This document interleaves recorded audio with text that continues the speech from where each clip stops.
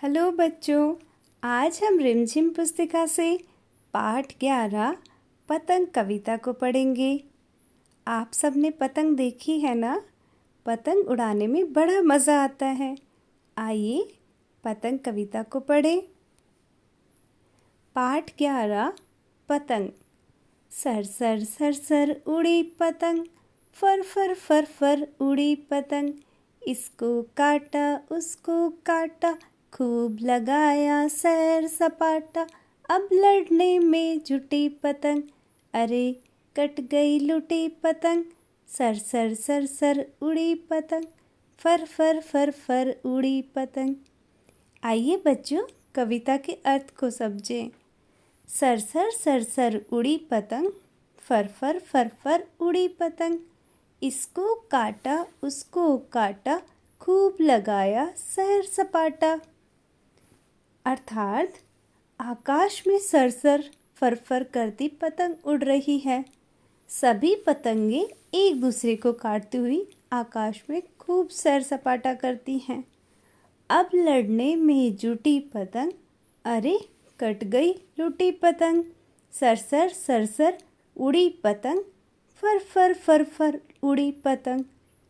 अर्थात आकाश में उड़ती पतंगे एक दूसरे से लड़ने में जुट गई हैं। जैसे ही पतंग कटती है, बच्चे उसे लूटने के लिए दौड़ पड़ते हैं।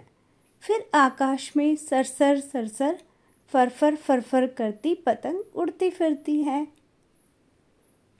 कविता का सारांश। पतंग कविता सोहनलाल द्विवेदी द्वारा लिखी गई है। इस कविता में कवि ने पतंग के गुणों को बताया है। कवि कहता है कि पतंग आसमान में सरसर सरसर फरफर फरफर करके उड़ती है। एक पतंग दूसरी पतंग को काटती हुई आकाश में खूब सैर सपाटा करती है। पतंगे एक दूसरे से लड़ती हैं और फिर कटकर लुट जाती हैं।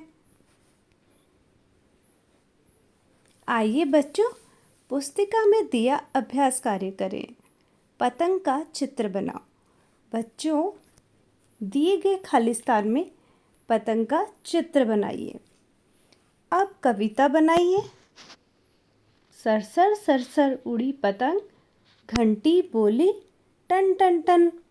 उड़ता कपड़ा फर फर फर, बजती चूड़ी खन खन खन। सोचो और लिखो। तुम पतंग के साथ सैर सपाटे पर गई, वहाँ तुमने क्या क्या देखा? उत्तर: नीला आकाश, उमड़ते घुमड़ते बादल, रंग बिरंगी पतंगे, उड़ते पक्षी आदि। पतंग कटकर कहाँ कहाँ गिर सकती है? उत्तर: मैदान में, छत पर, पेड़ पर, नदी नालों में, सड़क पर आदि। कागज से कुत्ता बनाओ।